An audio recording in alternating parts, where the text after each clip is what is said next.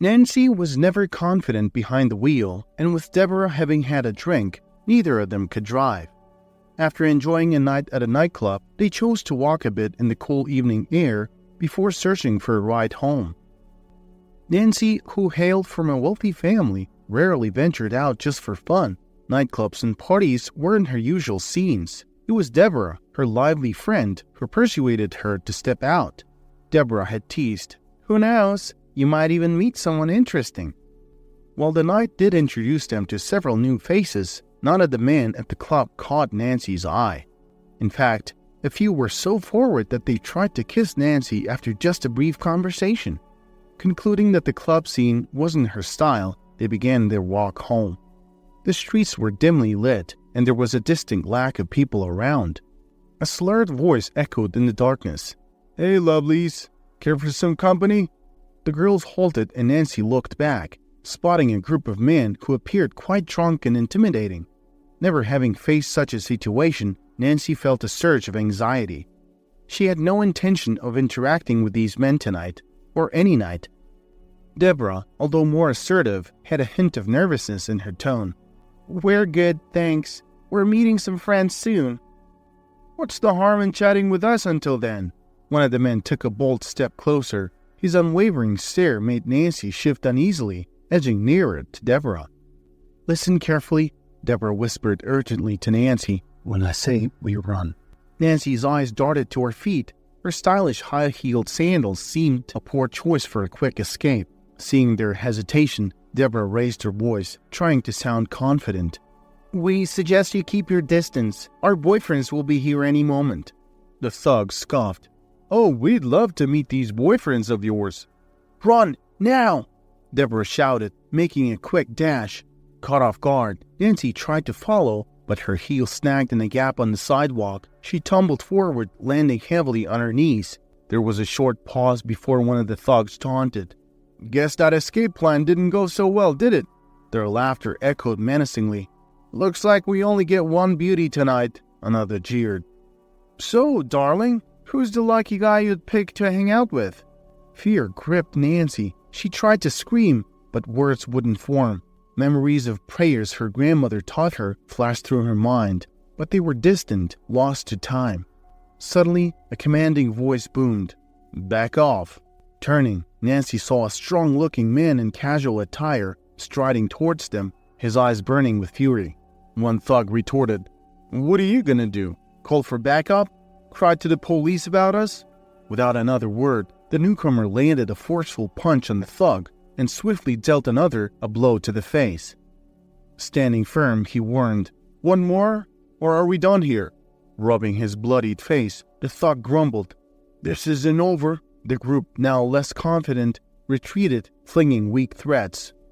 Turning to Nancy, the man extended his hand. "You okay? Can you get up?"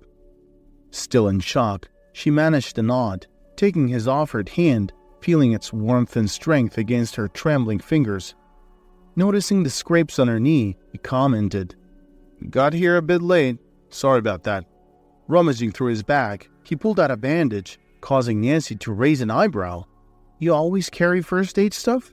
Smiling sheepishly, he replied, "Not always, but the basics, like an EpiPen and a tourniquet.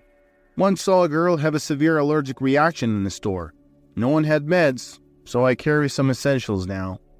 Max gently placed the Band-Aid over Nancy's scraped knee. "Are you some kind of doctor?" she inquired, her cheeks tinged with pink. Chuckling, he responded, "No, I work at the fire department. Name is Max." With a shy smile, Nancy introduced herself. As they walked, Max entertained her with captivating stories from his work, battling fierce fires, rescuing stranded fishermen from frozen waters, and even a light-hearted tale about saving a kitten from a towering tree. "You became my hero today," Nancy admitted softly, gratitude shining in her eyes. Max smiled humbly, brushing off the praise. "Anyone would have done the same." As they neared Nancy's home, she hesitated before saying, "Would you like to go out sometime? Maybe see a movie?" Max seemed momentarily surprised, but then agreed with a grin. The more they spent time together, the closer they became. Max was always gentle, treating Nancy with immense respect. He came from a simple background, At just 5, he faced the loss of his father and had to step up to support his mother. With Nancy, he often seemed more nervous than she did, and as the days turned into weeks, Nancy found her feelings for Max deepening. However, this newfound happiness was shadowed by her mother's disapproval. Lacey, always concerned for her daughter's well-being, wanted the best for her, and when she saw Nancy with Max, her maternal instincts went into overdrive. Using her network in town, Lacey learned about Max's humble background and his job as a firefighter. Upon confronting her daughter, Lacey exclaimed, "Nancy, are you out of your mind? Getting involved with someone so different from us? Please tell me this isn't serious." Nancy met her mother's gaze with determination. "It is serious, Mom. Max is kind, hardworking, and dedicated to his job. Why do you judge him by his financial status? Isn't love more valuable than money?" Lacey sighed heavily. "Because life has taught me, Nancy, and sometimes love alone isn't enough." Lacey was a force to be reckoned with. As the CEO of an up-and-coming electric vehicles company, she was on the cusp of an industry breakthrough. All that was left was to secure a crucial partnership with a major parts supplier. The fastest route to that alliance? Marrying Nancy off to the supplier's son, Tony, an old classmate from her boarding school days. Nancy had sensed her mother's matchmaking maneuvers, but hadn't grasped the full scope of them. "Mom, I'm an adult now," Nancy snapped, her frustration clear. "Don't think I haven't noticed your little schemes with Tony." Lacey, ever the pragmatist, replied, "He's a suitable match for you." Nancy rolled her eyes. "Suitable? Tony? The same guy who wastes his family's money in flashy clubs and buys his way through exams? That's your idea of a match?" Lacey's stern facade wavered, and her voice dropped a notch, revealing a hint of desperation. "Do you have any idea of the sacrifices I've made to build this empire?" She turned to Patrick, her husband. "Tell her, Patrick." But Patrick merely grunted, too engrossed in some intricate data graph before him. Nancy knew better than to expect any backup from him. Though Patrick was the technical genius behind the company's success, he was in many ways a shadow in their family's dynamics. Lacey overshadowed him, rarely giving him credit. There were rumors that she'd considered divorcing him, but his invaluable skills, especially in prototype development, kept them irreplaceable. However, Nancy felt there was something more to her father's distant demeanor, a secret or a reason for his consistent detachment from the family, and she was determined to uncover it. Nancy and Max's relationship blossomed, even though she kept her mother's disapproval a secret from him. In her desperation, Lacey thought of a new plan to break them up. She reached out to Deborah, Nancy's closest friend, for a private chat at their favorite cafe. The ambience was cozy, but the topic of conversation was anything but. Lacey began, "Deborah, Nancy's headed down a dangerous path, and I'm out of ideas on how to steer her right." Deborah's eyebrows furrowed, concern evident on her face. "Nancy seems happier than ever. Is this about Max?" Lacey nodded gravely. "Exactly. I've always supported Nancy's choices, her degree, her charity work. But Max? It's just a phase, and I fear she'll regret it." Deborah was taken aback. "And what do you expect me to do?" Lacey's gaze became intense, desperation seeping through. "You could help me show Nancy Max's real nature." Deborah's eyes widened in disbelief. "How?" Lacey hesitated, then leaned in closer. "What if you tried to seduce him? If he falls for it, Nancy will see him for who he truly is." Deborah jerked back, her face a mix of shock and discomfort. "Lacey, I can and won't be a part of such a scheme." She started to rise, but Lacey, panicking, cut in. "Just pretend, Deborah. In return, I'll give you a trip to the Bahamas and an exclusive piece of jewelry you've always admired," Lacey whispered, her voice coated with desperation. Deborah hesitated, taking a moment to weigh the offer. She sighed. "I'll consider your proposal." A few evenings later, Max was strolling home after his shift. The park where he had once protected Nancy was now bathed in the dim glow of the street lamps. A soft whimpering caught his ear. Approaching the source, he discovered Deborah on a bench. She had transformed her appearance, a different hairstyle, heavier makeup, glasses for added disguise, and a more revealing outfit. He might not have recognized her from their brief past encounters. "Are you all right, miss?" Max inquired, genuine concern in his voice. Deborah looked up, her eyes watery from pretend tears. "Someone just stole my purse with everything in it. I can't even walk home because I've hurt my ankle." Max instantly felt a surge of sympathy. "We should inform the police. Can you recall anything about the thief?" She shook her head, wiping away a fake tear. "It happened so quickly, but I live just a block from here. Could you help me get home? My ankle's really sore." After a momentary hesitation, Max agreed, offering his arm for support. As they began walking, Deborah feigned clumsiness, leaning into him more than necessary. "Thank you so much." "My name is Ashley," she said, attempting to spark conversation. "Max," he responded, gently adjusting their position for better balance. Deborah, attempting to draw him closer, peppered him with questions. "I'm grateful you were here. Why did no one else assist? Your arms are so strong. Do you work out?" He shrugged, slightly overwhelmed by her forwardness. "Not exactly. I'm a firefighter." Her eyes widened in feigned surprise. "That's so brave." Upon arriving at Deborah's apartment building, she turned to Max, eyes gleaming with a hopeful glint. "How about some tea? It's quiet upstairs and I can whip a quick snack for us." Max, ever the gentleman, declined politely. "I appreciate the offer, but I should be heading home. Please check on your ankle, and if it swells or hurts more, consider seeing a doctor. An x-ray might be a good idea." As he ambled away, Deborah's false arm crumbled, and she angrily stomped her hurt foot in frustration. "Why so aloof?" she muttered under her breath. She quickly dialed Lacey's number, reporting her failure to lure Max. Lacey's sigh on the other end signaled her resignation to the reality. Max and Nancy were undeniably drawn to each other. On a starry evening, while out with Nancy, Max delicately retrieved a tiny velvet box from his jacket. "For you," he murmured, voice trembling with emotion. Inside the box was a shimmering engagement ring. "Will you be mine forever?" he asked, hope filling his eyes. Overwhelmed, Nancy blinked away tears and nodded. "Yes, I will," embracing Max with all her might. Their wedding was intimate and heartfelt. Avoiding any extravagance, Nancy insisted on simplicity. No fancy cars, no vast guest list. Only those truly close to them were present. Her parents, a couple of friends as witnesses, and Max's loving mother. Nancy, adorned in a graceful white dress, radiated happiness, her gaze rarely straying from her soon-to-be husband. But underneath the joy, tension simmered. Lacey, though present, wore her disapproval like a cloak. Max's mother, a woman of resilience, felt the chill in Lacey's every glance. Leaning over to her son, she whispered, "Are you sure about this, Max? Their world seems so different from ours." "What's important now is love, Mom. I love Nancy, and that's all that counts," Max firmly told his mother. Despite Lacey's cheerful attempts and emotional threats to discourage Nancy from this quick marriage, her efforts fell flat. Nancy distanced herself, meeting her mother less often to avoid constant arguments. Most of the news about Nancy's life trickled down to Lacey through her friend Deborah.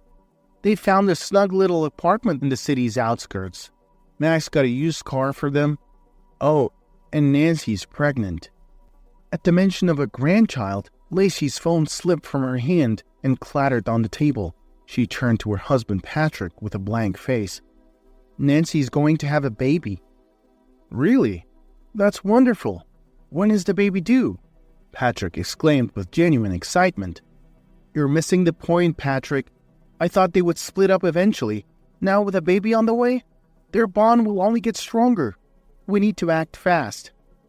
Nancy and Max were blissfully ignorant of any behind-the-scenes plotting. Their daily life was filled with simple joys. Every morning, Nancy would have Max off to his firefighting job, then head to her own classes. Come evening, she would buzz around their modest home, making it as cozy as possible and cooking up delicious meals for her husband. But when Nancy became pregnant, Max's protective instincts kicked in. "Please, take it easy. I worry about both of you. What if something were to happen?" "Don't worry, love," Nancy assured him with a radiant smile. "We'll have a little helper soon. Imagine coming home to both of us greeting you at the door." However, as the weeks went by, her pregnancy demanded more attention. Frequent visits to the doctor meant she had to skip classes, causing her to fret over her academic commitments. "I don't want to fall behind in school," she voiced her concern to Max one evening, "but these doctor's appointments are necessary. I have to skip my cultural studies class today for the ultrasound. I'll just get notes from a classmate later and review them," Nancy remarked. Max gently touched her face. "I really wish I could be there with you for the ultrasound, but I'm scheduled for a long shift. Can you manage driving by yourself? And promise me you'll call once you're headed back." Nancy nodded reassuringly. "I'll be fine." Despite being a novice driver, Nancy was always cautious on the road. She made sure to stick to the speed limits and never took risks. Today, however, was different. As she drove on a fairly desolate stretch of road, a large, intimidating SUV started tailing her closely. It would occasionally speed up, attempting to overtake her, and then suddenly drop back, as if playing some sort of dangerous game. Feeling increasingly alarmed, Nancy mustered the courage to roll down her window and yelled, "What's your problem?" Suddenly, without warning, she felt a forceful impact from behind. Her car lurched forward, spinning wildly before crashing into the roadside barrier. The world seemed to tilt as her car teetered on the edge of a bridge. The terrifying sensation of freefall engulfed her, and as her car plummeted, everything faded to black. Inside her spacious apartment, Lacey walked back and forth, lost in her thoughts. The sudden, shrill ring on the phone snapped her back to reality. "Lacey?" Deborah's voice trembled, heavy with emotion. "Yes, Deborah, tell me," Lacey responded, trying to sound composed. "It's about Max's car. It's gone over the bridge." Lacey felt a wave of triumphant relief, but she hid her emotions. "Was he intoxicated or something?" "It wasn't Max, Lacey. Nancy was driving the car." Deborah's voice broke as she relayed the tragic news. The weight of Deborah's words made Lacey's grip loosen, and the phone tumbled to the floor. Picking it up with shaking hands, she quickly dialed another number. "Get to my place now!" The chief of her security detail entered. Looking unnerved, the gravity of his misstep reflected in his eyes. Lacey's voice trembled with fury. "Who was responsible for this? I wanted Max out of the picture, not my daughter." I relayed the details about the car," he stammered. "We didn't think to confirm who was driving." Lacey turned away, her emotions in turmoil. Anguish and guilt consumed her, but no tears came, even as she grappled with the realization that her obsession might have cost her daughter's life.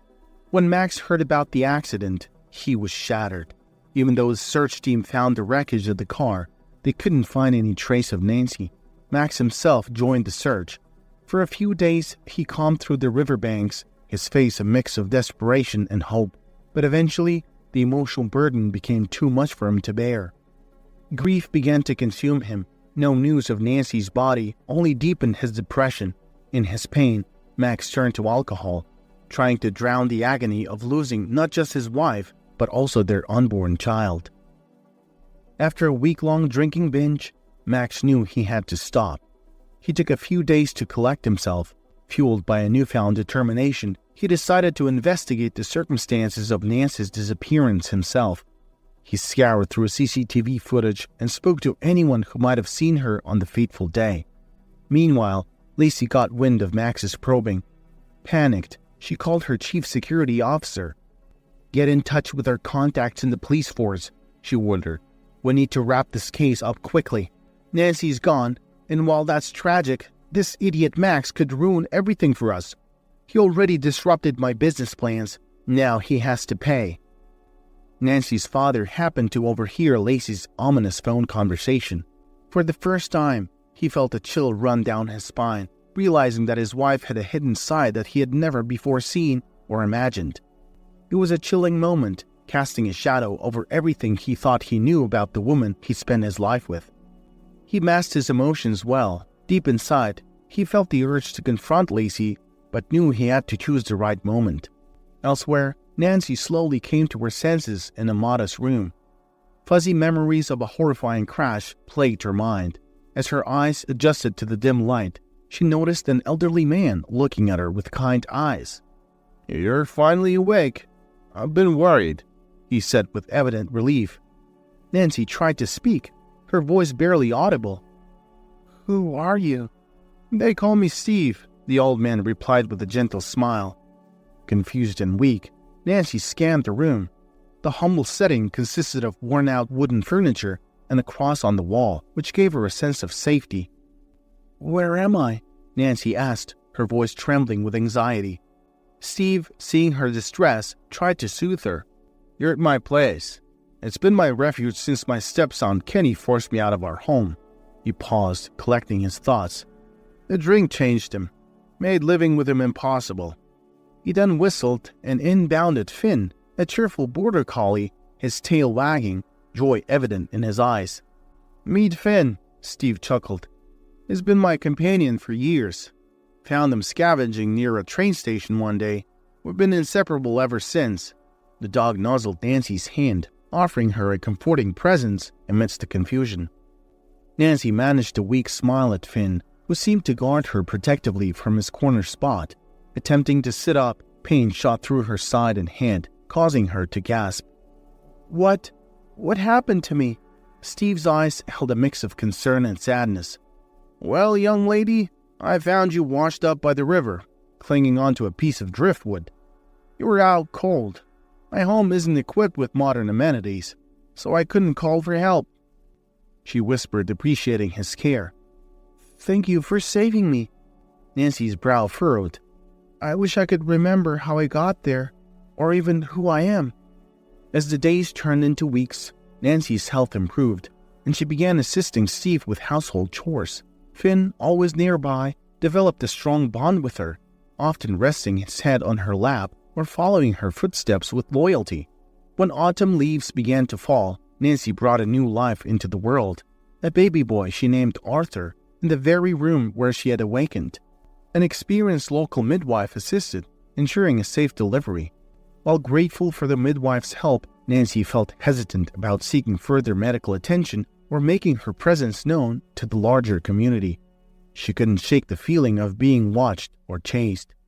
One evening, as the sun set, casting a warm golden hue around the room, she turned to Steve, her voice shaky. "I can't shake the feeling that my accident wasn't just an accident. What if someone's after me?" Steve's old, wise eyes met hers, and he gently patted her hand. "You're safe here, Nancy. Memories have a way of returning when the time is right. Until then, take shelter in our little haven. We're family now." Each day, as Nancy carried out her tasks, she would often pause, noticing the shimmering wedding ring on her finger. She knew it signified love and commitment, but to whom? Who was he? Why wasn't he searching every corner of the earth for her? She would study little Arthur, seeking glimpses of his father, yet found no familiar features. The man she once knew so intimately had become a mystery. She couldn't recall his laughter, his touch, or even his name. One sunny day, Steve returned from the river, not with a bounty of fish, but with a soaked handbag tangled in his net. Curiosity led him to open it, and to his astonishment, he realized it was Nancy's. That evening, as the room was warmed by a crackling fire, Steve brewed a pot of soothing herbal tea, sweetening it with homemade blackberry jam. As they sat sipping their drinks, Steve hesitated for a moment, then handed the handbag to Nancy. "I think this is yours."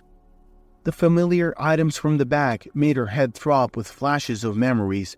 She pulled out her wallet, and as she saw her driver's license, her world started spinning. But it was the snapshot tucked into a slot in the wallet that struck her most. Tears welled up as she delicately took out the picture. Turning it over, she read the message scrawled on the back. "Nancy and Max, forever in love." The name Max made her heart palpitate, memories rushing back like a storm. It showcased joyful Nancy beside a man she now recognized as Max. With that photograph in hand, Nancy felt a surge of resolve to reconnect with her past. Looking up at Steve, her eyes filled with determination, she asked, "Steve, would you be able to look after Arthur for a while? I need to go back and find my life." With a gentle nod, Steve reassured her. "Of course, dear. We'll be here waiting." Go find your happiness." Nervous and unsure, Nancy made her way to the city by hitching a ride. The kind-hearted driver dropped her off at Deborah's place, the one friend she remembered vividly. Upon seeing Nancy, Deborah's eyes widened in disbelief.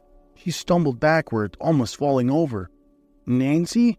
How is this possible? We all thought you were gone. We even held a memorial for you." Nancy's eyes darted around anxiously. "Where's Max?" Deborah paused, swallowing hard. "He's due in court soon." Confusion clouded Nancy's face. "Court? Why?" "They've accused Max of causing your accident. They say he tampered with the brakes in your car," Deborah explained, her voice quivering. Nancy felt like the ground was shifting beneath her. However, what Deborah hadn't revealed was her own involvement, her hidden alliance with Lacey. Lacey had once bribed Deborah to seduce Max, a secret that now weighed heavily on Deborah's conscience. But she did admit to one thing. "Lacey, she's been constantly in touch with me since you both got married. I was the one who told her about your pregnancy," Deborah admitted with evident guilt. Nancy's grip tightened on Deborah's arm. "We'll deal with that later. Right now, I need the court date. Max needs to know I'm alive." The day of the court hearing arrived, and tension filled the air. Disguised in a hat and sunglasses, Nancy quietly entered the courtroom and took a seat, her heart pounding as she listened to the proceedings. Max stood at the stand, looking defeated and drained. Though he denied all charges against him, he seemed to have lost the will to fight. Having failed to find any trace of his missing wife, life had lost its meaning for him. Lacey had masterminded the entire case against him, creating fake evidence that left him with little room for defense. When given the opportunity to make his closing statement, Max rose to his feet, his eyes locking onto the judges as he spoke. "I never hurt my wife. I loved her more than my own life. Wherever she is, she knows that." Unable to contain herself any longer, Nancy burst into tears. Tearing off her sunglasses, she stood up and cried out, "Max!" Hearing her voice, Lacey sprang up from her seat, her eyes wide with shock. The courtroom erupted into confusion. Ignoring everyone else, Nancy rushed towards her husband. Max's eyes were glued to Nancy, disbelief and relief filling his gaze as his hands tightly gripped the bars that separated them. The entire room was in a state of uproar, unsure of what was happening. Nancy called for Max's immediate release, and as the bars opened, they embraced tightly, tears in their eyes. Just then, Deborah stood up, her voice trembling as she addressed the judge. "Your Honor, the real culprit here is Lacey. She orchestrated all of this. She even bribed me to try and seduce Max, to tear him away from Nancy." The room went silent as everyone turned their attention to Lacey, who had gone pale. Max and Nancy, holding on to each other for dear life, finally began to see a glimmer of hope for justice. Deborah, taking a deep breath, addressed Nancy again, her voice gentle. "It's true, Nancy. I tried to charm him, but Max's heart always belonged to you. I'm deeply sorry for my actions." Lacey's eyes darted around, realizing her plans were collapsing around her. Her face turned a deep shade of red, her anger evident. "You promised me, Deborah," she hissed. She then turned to Mike, her chief of security, trying to find an ally. "Mike, back me up here. Tell them this woman is lying." Mike hesitated, shifting uncomfortably in his seat. He was torn between loyalty and truth. With a heavy sigh, he finally spoke. "I can't lie anymore, Lacey. I've done a lot for you, but this has gone too far." The courtroom was filled with murmurs. Lacey's control over the situation had slipped through her fingers, and everyone could see the desperation in her eyes. Lacey was on the verge of defeat when her last hope rested on her husband, Patrick, to defend her. Patrick, silent until that point, suddenly stood, drawing everyone's attention. "I struggle with communication because of my autism," he began. "It requires a lot of effort for me to understand people and to express my own feelings." Nancy stared, shocked. She always sensed something unique about her father. The pieces were falling into place. Taking a deep breath, Patrick tried to gather his thoughts. The strain of the moment showed on his face. He murmured something to himself before locking eyes with Nancy. "I love you, Nancy. Always have," he said. Your mother and I never shared a romantic relationship. When we adopted you, she made me promise never to discuss it, yet she failed in her vow to always cherish you." The room was heavy with silence. Patrick continued, "In my younger days, I was passionate about engineering. When one of my inventions gained traction and earned me a significant sum, I attracted many who were more interested in my wealth than in me. Lacey was one of them.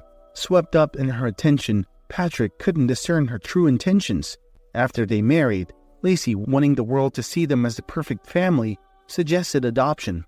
And so, Nancy was brought into their home at just 11 months old. Lacey hired a nanny from a different state to care for her. However, as soon as Nancy began to walk and talk, the nanny was dismissed. The judge was deeply moved by the unfolding story. As the details unraveled, the spotlight shifted to Lacey. In the following court session, every seat was occupied. Max and Nancy were present, along with Nancy's father, who tightly clutched her hand. Tears streamed down his face, gratitude evident in his eyes. Not only was Nancy alive, but he now had a grandson as well. The family, once torn apart, was now together again.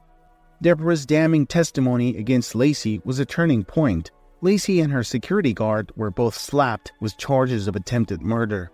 When it was Lacey's turn to speak, she rose and faced her daughter. "I genuinely wanted the best for you and for all of us," she began, her voice quivering. "My intentions were for your happiness, but things went wrong and it wasn't all my doing. If your heart allows, please forgive me." Nancy found it within herself to forgive her mother. However, the law had its own course to run. The sight was somber as Lacey, handcuffed, was escorted out of the courtroom, her family watching every step. Patrick's eyes clouded with regret. "I wish I could have protected you more, sweetheart. I regret not standing up to your mother when she was causing all that turmoil." Nancy's smile was bittersweet. "That's water under the bridge now, Dad. What matters is now." "Should we head to Steve's place?" Nancy suggested to her husband. "He's asked us over for dinner. You know, he has been like a father figure to me. I owe him so much. I might not even be here if not for his help. Let's not keep Steve and Finn waiting." True enough, at Steve's cozy home, the two were already anticipating their arrival. Both were perched on their front steps, scanning the horizon, eager for a glimpse of their guests. Max's pickup truck rumbled to a stop outside the house, its engine idling for a moment before going quiet. As the doors opened, everyone stepped out, the gravel crunching underfoot. Nancy took a moment to introduce Steve, emphasizing how he had given her a second shot at happiness. Max, ever the grateful type, immediately enveloped Steve in a heartfelt hug. While Nancy, Max, and their little son Arthur ventured into the nearby forest for a stroll, Steve and Patrick opted to stay back. The bond between Steve and Patrick was instantaneous and unexpected. Their conversation flowed easily, filled with shared interests and experiences. When Nancy returned, she was taken aback to find her usually reserved father so animated. This chance meeting was the start of a deep friendship. Steve introduced Patrick to the joys of fishing and the thrill of hunting, adventures that solidified their bond. As for Deborah, Nancy had found it in her heart to forgive. Though Deborah took her time to reveal the truth, Nancy was just grateful she did. More than anything, she felt blessed to have Max by her side, a pillar of unwavering support.